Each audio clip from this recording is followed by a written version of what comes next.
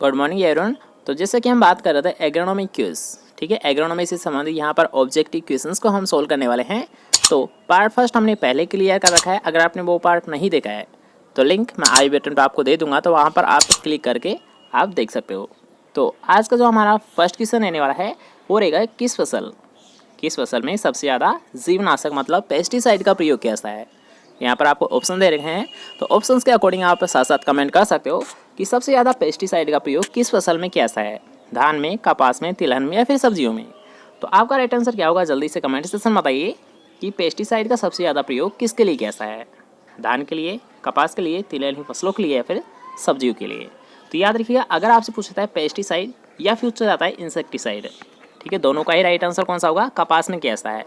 Pesticide और insecticide का सबसे ज़्यादा प्रयोग किस में कैसा है, याद रखिए कपास फसल में। और अगर आपसे पूछता है वीडीसाइड मतलब खरपतवार नाशी का प्रयोग सबसे ज़्यादा कहाँ पर कैसा है, तब आपका राइट आंसर क्या होगा, याद रखिएगा राइस फसल मतलब धान फसल में सबसे ज़्यादा वीडीसाइड का प्रयोग कैसा है। लेकिन अगर आपसे पूछाता है, याद रखिएगा कि इंसेक्टिसाइड मतलब कीटनाशक या फिर पूछा जाता है जीवनाशी मतलब पेस्टिसाइड, तो इन दोनों का प्रयोग किस में कैसा है, कपास फसल में कैसा है। ठीक है, क्वेश्चन क्लियर हुआ। नेक्स्ट क्वेश्चन की हम बात करेंगे कैनोला का संबंध किससे होता है। ठीक है, यहाँ पर याद रखिएगा आपको क्वेश्चन दे रखा है कि कैनोला का संबंध किस फसल से होता है। ठीक है, सरसों से, कुसुम से, नाइजर से या फिर सूरजमुखी से। तो याद रखिएगा अगर हम बात करते हैं कैनोला का संबंध, तो ये किससे होता है, ये किस फसल से होता है, सरसों से होता है। और सरसों का कुल कौन सा होता है, क्रूसीफेरी होता है। कौन सा होता है, क्रूसीफेरी होता है। और इसके साथ साथ याद रखिएगा जो सरसों से एक और क्वेश्चन पूछा जाता है, वो कौन सा क्वेश्चन पूछा जाता है, याद रखिएगा सरसों का फल क्या कहलाता है। सरसों का फल क्या कहलाता है, तो ये कहलाता है, याद रखिएगा सिलिकुआ। क्या कहलाता है, सिलिकुआ कहलाता है। ठीक है, इसका आपको याद रखना है, इन्हें आप नोट कर सकते हो। नेक्स्ट क्वेश्चन की ओर बढ़ते हैं। नेक्स्ट क्वेश्चन आपसे पूछा गया है कि निम्न में से आलू की टीपीएस किस्म। याद रखिएगा आपने ये वर्ड तो सुना होगा कि आलू में टीपीएस मतलब ट्रू पोटैटो सीड। ठीक है, यहाँ पर लेकिन उससे पूछा गया आपको क्वेश्चन किस्म कौन सी है, उसकी वेराइटी आपको यहाँ पर बतानी है कि जो टीपीएस हम यूज़ करते हैं तो उसकी वेराइटी कौन सी है। पहले आप ऑप्शन देख लीजिए, उसके अकॉर्डिंग राइट आंसर बताइए कि JH 222, SPH 113 या फिर JP 376 या फिर JR 5857। तो अगर हम बात करते हैं टीपीएस की किस्म तो वो कौन सी होती है, याद रखिए SPS 113। अब यहाँ पर याद रखिएगा कि टीपीएस होता क्या है। अगर यहाँ पर आपको वर्ड देखने को मिल रहा है कि ट्रू पोटैटो सीड, लेकिन ये भी तो आपको पता होना चाहिए कि ट्रू पोटैटो सीड होता क्या है। तो याद रखिएगा अगर हम बात करते हैं ट्रू पोटैटो सीड, तो ये एक क्या होती है, स्कीम होती है जिसका हम उपयोग करते हैं, याद रखिएगा आलू में। मतलब ऐसा आप समझ सकते हो कि एक टेक्निक है, टीपीएस क्या है, एक टेक्निक है जिसका प्रयोग हम किस में करते हैं, आलू फसल में करते हैं। क्योंकि अगर आपको लिया है सीड की क्रेट आलू की, तो हम लेते हैं कंद। लेकिन अगर हम बात करते हैं टीपीएस टेक्निक, तो इसमें क्या लेते हैं, सीड लेते हैं, और वो भी केवल और केवल 150 ग्राम प्रति हेक्टर। याद रखिएगा टीपीएस में जो सीड लिया है ये केवल और केवल 150 ग्राम प्रति हेक्टर सीड रखा जाता है आलू का। और अगर हम बात करते हैं कंद, तो कंद याद रखिएगा 20 से 25 क्विंटल प्रति हेक्टर हम यूज़ करते हैं। याद रखिएगा अगर आप 20 दर के रूप में कंद का यूज़ कर रहे हो तो कितना आप यूज़ करोगे, 20 से 25 क्विंटल प्रति हेक्टर। और अगर आपसे पूछा है कि सीड कितना अप्लाई करोगे, तो केवल और केवल 150 ग्राम प्रति हेक्टर। ठीक है, अब यहाँ पर याद रखिएगा अगर आपसे पूछता है कि जो टीपीएस जो वर्ड है ये किसके द्वारा दिया गया था, तो ये दिया गया था, याद रखिएगा रामानुजन के द्वारा। मतलब याद रखिएगा जो ट्रू पोटैटो जो टेक्निक थी ये किसके द्वारा दी गई थी, किसके द्वारा डेवलप की गई थी, ये की गई थी रामानुजन के द्वारा। ठीक है, सभी क्वेश्चन क्लियर होते हैं। नेक्स्ट क्वेश्चन की ओर बढ़ते हैं। नेक्स्ट क्वेश्चन आपसे पूछा गया है कि मृदा का स्थायी गुण कौन सा है, परमानेंट सॉइल प्रॉपर्टी कौन सी होती है, ये आपसे पूछा गया है कि उर्वरता, स्थिरता, पीएच मान, मृदा विन्यास या फिर संरचना। तो ये क्वेश्चन हमने आपको कल ही क्लियर करवाया है। अगर आपने थोड़ा भी क्लास में ध्यान दिया होगा तो आप इजीली इसका राइट आंसर बता सकते हो। तो जल्दी से बताइए इसका राइट आंसर क्या होगा कि उर्वरता, पीएच मान, मृदा विन्यास या फिर संरचना, परमानेंट सॉइल प्रॉपर्टी कौन सी होती है। तो याद रखिएगा अगर आपसे पूछता है परमानेंट सॉइल प्रॉपर्टी जिसे कभी भी चेंज नहीं किया जा सकता है, जिसे कभी भी बदला नहीं जा सकता है, तो होता है, याद रखिएगा सॉइल टेक्सचर होता है। और सॉइल टेक्सचर को हिंदी में क्या बोला जाता है, मृदा विन्यास होता है। याद रखिएगा मृदा विन्यास को कभी भी चेंज नहीं किया जा सकता है। मृदा का एक स्थायी गुण कौन सा होता है, वो होता है मृदा विन्यास या soil texture. Okay, next question की हम बात करेंगे। नेक्स्ट क्वेश्चन आपसे पूछा गया है, अब यहाँ पर याद रखिए एक फॉर्मूला आपको दे रखा है और उसके बारे में आपसे पूछा गया है कि ये होता क्या है। तो पहले आप देख लीजिए कि फॉर्मूला क्या है। यहाँ पर दे रखा है कि सकल फसलित क्षेत्रफल बटा शुद्ध फसली क्षेत्रफल का जो रेशियो होता है, जो अनुपात होता है, ये किसका फॉर्मूला है, ये आपसे पूछा गया है। तो इसे हम डायरेक्ट क्लियर करेंगे। याद रखिए कि ये होता है क्रॉपिंग इंटेंसिटी का होता है। किसका होता है? क्रॉपिंग इंटेंसिटी का होता है। ठीक है, नेक्स्ट क्वेश्चन की हम बात करेंगे। नेक्स्ट क्वेश्चन एक कॉमन क्वेश्चन है और ये भी आपको कई बार एग्जाम में देखने को मिला है। तो याद रखिएगा कि अंधी गुड़ाई से क्या तात्पर्य है। मतलब यहाँ पर आपको डेफिनेशन बताने है कि जो ब्लाइंड होइंग होती है, जो अंधी गुड़ाई होती है, इसका संबंध किससे होता है या फिर होती क्या है ये।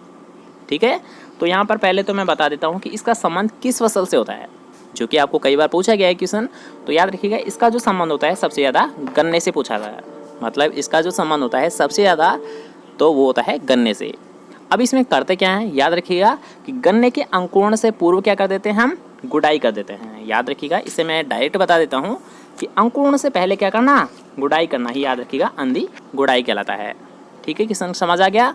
याद रखिएगा इसका संबंध किससे होता है, किस फसल से होता है। याद रखिएगा ये होता है गन्ना फसल से। और अगर आपसे पूछता है ब्लाइंड होइंग किसे बोला जाता है, तो गन्ने की फसल में अंकुरण से पूर्व गुड़ाई करना क्या कहलाता है, याद रखिएगा ब्लाइंड होइंग कहलाता है। या फिर आप ऐसे समझ सकते हो कि अंकुरण से पहले गुड़ाई करना क्या कहलाता है, याद रखिएगा अंधी गुड़ाई कहलाता है। ठीक है, नेक्स्ट क्वेश्चन की हम बात करेंगे। नेक्स्ट क्वेश्चन आपसे पूछा गया है कि सन 1950 में चारागाहों को नूतन अवस्था में लाने के लिए, नूतन अवस्था में लाने हेतु सर्वप्रथम किस देश में जीरो टिलेज तकनीक का उपयोग किया गया था। अब यहाँ पर याद रखिएगा, यहाँ पर जो आपको हाईलाइट वर्ड है वो है जीरो टिलेज। मतलब जीरो टिलेज को कहाँ से यहाँ पर अपनाया गया था भारत में, जीरो टिलेज को किस देश से भारत में अपनाए गए थे, ये आपसे पूछा गया है कि जर्मनी, जापान, इंग्लैंड या फिर संयुक्त राष्ट्र अमेरिका। तो याद रखिएगा अगर हम बात करते हैं जो जीरो टिलेज, तो इसको कहाँ से लाया गया था, ये लाया गया था संयुक्त राज्य अमेरिका से। ठीक है, या फिर आप ऐसे मान सकते हो कि जीरो टिलेज का सबसे पहले किस देश में प्रयोग किया गया था, वो किया गया था USA, United state of America में इसका यूज़ किया गया था। ठीक है, याद रहेगा। नेक्स्ट क्वेश्चन की बात करेंगे। नेक्स्ट क्वेश्चन आपसे पूछा गया है कि बर्फ़ के पिघलने पर जल का कुल आयतन क्या होता है। मतलब जो आयतन होता है, ठीक है, आयतन तो आप जानते होंगे, जैसे कि जल का आयतन होता है, वैसे ही याद रखिए यहाँ पर आपसे पूछा गया कि बर्फ़ के आयतन पर क्या इफेक्ट पड़ता है। जब बर्फ़ पिघल जाती है, मतलब जब पानी बन जाता है, तो उसका आयतन पर क्या इफेक्ट पड़ता है, ये आपसे पूछा गया है। ज़्यादा होता है, स्थिर रहता है, कम होता है, फिर इनमें से कोई नहीं। मतलब इनमें से कोई भी ऑप्शन राइट नहीं है। ठीक है, तो याद रखिएगा अगर जब आप इसको एक एग्जाम्पल के तौर पर समझिए, मान लीजिए आपके पास एक गिलास है, ठीक है, एक गिलास है, इसमें पानी भरा हुआ है, यहाँ पर आपने क्या डाला, बर्फ़ का एक टुकड़ा डाला। ठीक है, जैसे ये पानी में जाएगा तो क्या होगा, ये बर्फ़ का टुकड़ा क्या होगा, धीरे धीरे पिघलने लग जाएगा। तो ये आपसे पूछ रहा है कि ये जो पानी भरा हुआ है इसका आयतन बढ़ेगा या फिर नहीं बढ़ेगा। ठीक है, इस पर क्या इफेक्ट पड़ेगा, ये आपसे पूछा गया है। तो याद रखिएगा जब ये पिघलता है, जब बर्फ़ का टुकड़ा क्या करता है, पिघलता है, तो इसके आयतन क्या होता है, घट जाता है। ठीक है, बढ़ता नहीं है, क्या हो जाता है, बल्कि घट जाता है। तो हमारा राइट आंसर कौन सा होगा, कम होता है। ठीक है, नेक्स्ट क्वेश्चन की हम बात करेंगे। नेक्स्ट क्वेश्चन आपसे पूछा गया है कि तराई क्षेत्र की मृदा में किसकी कमी होती है। तो इसे भी हम डायरेक्ट क्लियर करेंगे कि जो तराई क्षेत्र होते हैं तो उनमें किसकी कमी पाई जाती है, याद रखिएगा जस्ते की कमी पाई जाती है।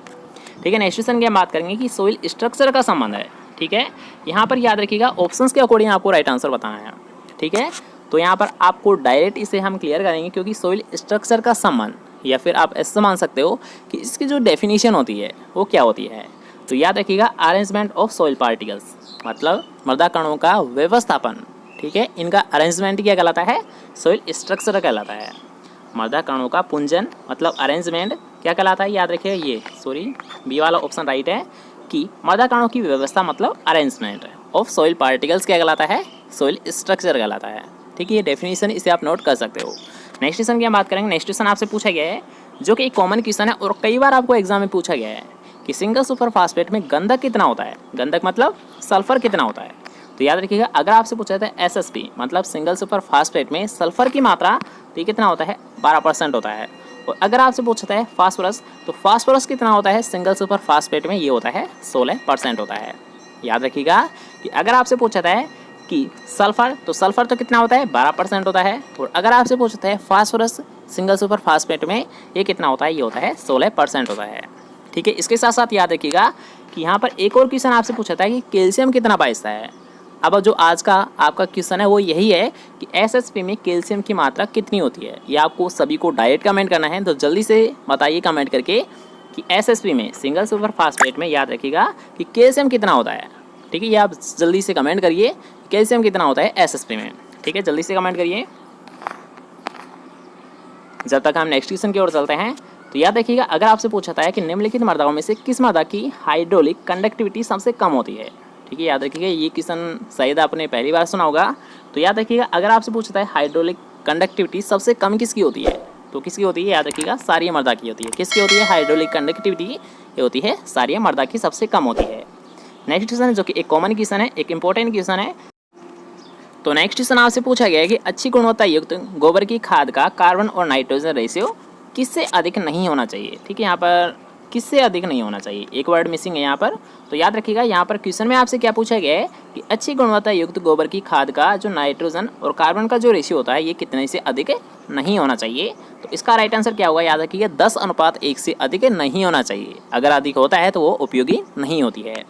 ठीक है, नेक्स्ट क्वेश्चन की हम बात करेंगे। नेक्स्ट क्वेश्चन आपसे पूछा गया है कि 1 हेक्टेयर क्षेत्रफल की ऊपरी 15 सेंटीमीटर मृदा का वजन लगभग कितना होता है। तो इसे आप छोड़ सकते हो, कोई दिक्कत नहीं है, ये क्वेश्चन वैसे आपके लिए नहीं है। तो नेक्स्ट क्वेश्चन की ओर बढ़ते हैं। नेक्स्ट क्वेश्चन आपसे पूछा गया है कि मृदा में किस तत्व की सांद्रता सबसे अधिक होती है। याद रखिएगा, यहाँ पर पूछा गया है कंसंट्रेशन ऑफ एलिमेंट। ठीक है, तो याद रखिएगा, अगर आपसे पूछता है मृदा में, तो मृदा में सबसे ज़्यादा कौन सा तत्व पाया है, मतलब किसकी कंसंट्रेशन सबसे ज़्यादा होती है, तो वो होती है ऑक्सीजन की होती है। किसकी होती है, ऑक्सीजन की होती है। ठीक है, नेक्स्ट क्वेश्चन की बात करेंगे। नेक्स्ट क्वेश्चन आपसे पूछा गया है एक कॉमन क्वेश्चन, एक वेरी वेरी इंपॉर्टेंट क्वेश्चन है। तो इसका आपको विशेष याद रखना है कि अगर आपसे पूछा था कि सोयाबीन के बीज में क्रमशः तेल कितना पाया है और प्रोटीन की मात्रा कितनी होती है। ठीक है, यहाँ पर आपको जो ऑप्शंस दे रखे हैं उसमें से सबसे पहले आपको क्या बताना है, तेल, और उसके बाद में बताना है प्रोटीन की मात्रा। तो जल्दी से बताएंगे कि इसका राइट आंसर क्या है, कि 20-20, 40-40, 40-20 या फिर 20-40। तो आपकी दृष्टि से राइट आंसर क्या है, जल्दी से बताइए कि सोयाबीन में तेल की मात्रा कितनी होती है और प्रोटीन की मात्रा कितनी होती है। आपका राइट आंसर क्या है, ए, बी, सी या फिर डी। 20-20, 40-40, 40-20 या फिर 20-40। आपका राइट आंसर क्या है, जल्दी से कमेंट सेक्शन बताइए। तो याद रखिएगा, अगर हम बात करते हैं तेल, तो तेल तो इसमें कितना होता है, 20% होता है। और अगर हम बात करते हैं प्रोटीन की मात्रा, तो इसमें प्रोटीन की मात्रा कितनी होती है, तो होती है, याद रखिएगा 40% होती है। कितनी होती है, 40% होती है। ठीक है, नेक्स्ट क्वेश्चन की हम बात करते हैं। नेक्स्ट क्वेश्चन आपसे पूछा गया है निम्नलिखित में से कौन सा एक सही सम्मिलित नहीं है। मतलब यहाँ पर जो गलत ऑप्शन देख रहा है उसको आपको पहचाना है। ठीक है, यहाँ पर आप देख सकते हो कि सबसे पहले आपको ऑप्शन दे रखा है उर्वरक का, और उसके बाद आपको बताना है अम्ल तुल्यांक। मतलब उसमें एसिड जो इक्विवेलेंट होता है वो कितना होता है, कि अमोनियम क्लोराइड में 128 होता है, यूरिया में 55 होता है, अमोनियम सल्फेट नाइट्रेट में 93 होता है और अमोनियम सल्फेट में 110 होता है। ठीक है, यहाँ पर आपको बताना है अम्ल तुल्यांक। और क्वेश्चन में आपसे क्या पूछा गया है, कौन सा सुमेलित नहीं है, मतलब कौन सा यहाँ पर गलत आपको ऑप्शन दे रखा है उसे आपको पहचाना है। तो यहाँ पर याद रखिएगा, जो यूरिया का जो अम्ल तुल्यांक होता है ये कितना होता है, 80 होता है। कितना होता है, 80 होता है। मतलब राइट आंसर कौन सा है इसका, सेकंड ऑप्शन है, क्योंकि क्वेश्चन में आपसे यही तो पूछा गया है कि यहाँ पर कौन सा गलत दे रखा है। तो याद रखिएगा कि यूरिया का कितना होता है, अम्ल तुल्यांक ही होता है 80% होता है, 80 होता है। ठीक है, ओके, नेक्स्ट क्वेश्चन की हम बात करते हैं। नेक्स्ट क्वेश्चन आपसे पूछा गया है निम्न में से कौन सा शाकनाशी अपचयित, मतलब नॉन सेलेक्टिव हर्बिसाइड है। ठीक है, तो सबसे पहले याद रखिएगा कि नॉन सेलेक्टिव का मतलब होता क्या है, ये आपको पता होना चाहिए। तो याद रखिएगा कि एक होता है सेलेक्टिव, एक होता है नॉन सेलेक्टिव। ठीक है, एक होता है सेलेक्टिव, एक होता है नॉन सेलेक्टिव। तो सेलेक्टिव का मतलब है कि मान लीजिए वो पौधे के किसी भी पार्ट पे पड़ रहा है, जैसे कि मान लीजिए उसको पत्ती पर अगर हम यूज़ कर रहे हैं तो केवल पत्ती को ही नष्ट करेगा। ठीक है, याद रखिएगा कि अगर हम बात करते हैं सिलेक्टिव, तो सिलेक्टिव का मतलब होता है कि जिस प्लांट पार्ट पर उसका प्रयोग किया जाता है वह केवल उसी को नष्ट करता है। और अगर हम बात करते हैं नॉन सिलेक्टिव, तो नॉन सिलेक्टिव का मतलब होता है कि वो किसी भी पौधे के किसी भी भाग पर अगर हम उसका प्रयोग करते हैं तो संपूर्ण पौधे को ही नष्ट कर देता है। याद रखिएगा, नॉन सिलेक्टिव मतलब है वो संपूर्ण पौधे को नष्ट कर देता है। और अगर हम बात करते हैं सिलेक्टिव, तो सिलेक्टिव मतलब केवल जहाँ पर हम उसका प्रयोग करते हैं वो केवल उसी पार्ट को नष्ट करता है। ठीक है, दोनों में डिफरेंस समझ आ गया। तो अब यहाँ पर आपसे पूछा गया नॉन सेलेक्टिव हर्बिसाइड कौन सा है। तो याद रखिएगा जो पैराक्वाट होता है ये क्या होता है, नॉन सेलेक्टिव हर्बिसाइड होता है। इसके साथ साथ डाइक्वाट हुआ और वीड ऑयल हुआ। ठीक है, पैराक्वाट हुआ, डाइक्वाट हो और वीड ऑयल हुआ, ये सभी क्या होता है, नॉन सेलेक्टिव हर्बिसाइड होते हैं, जो कि सभी प्रकार के पौधों को नष्ट कर देते हैं, संपूर्ण पौधे को नष्ट कर देते हैं। ठीक है, नेक्स्ट क्वेश्चन की हम बात करते हैं कि धान के खेतों से कौन सी गैस का उत्सर्जन होता है, मतलब कौन सी गैस निकलती है। ठीक है, एक कॉमन क्वेश्चन है, एक वेरी वेरी इंपॉर्टेंट क्वेश्चन है, कई बार आपसे एग्जाम में पूछा गया है। तो याद रखिएगा, अगर हम बात करते हैं धान के खेतों से कौन सी गैस निकलती है, तो निकलती है मीथेन गैस, और जिसका सिंबल क्या होता है CH4 होता है, जिसका सिंबल क्या होता है CH4 होता है। ठीक है, नेक्स्ट क्वेश्चन जो कि आज का हमारा लास्ट क्वेश्चन रहने वाला है कि मर्दा वायु में कार्बन डाइऑक्साइड का प्रतिशत कितना होता है।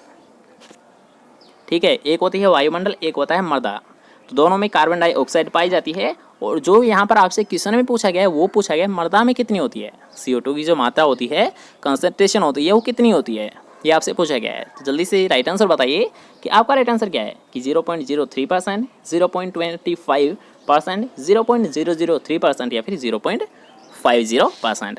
आपका राइट आंसर क्या है, जल्दी से कमेंट सेक्शन में बताइए कि A, B, C या फिर D। तो अगर हम बात करते हैं, याद रखिएगा मर्दा वायु में कार्बन डाइऑक्साइड का प्रतिशत मात्रा, तो ये होती है 0.25, मतलब 25% होती है। अब कैसी होती है, याद रखिएगा यहाँ पर आप देख सकते हो।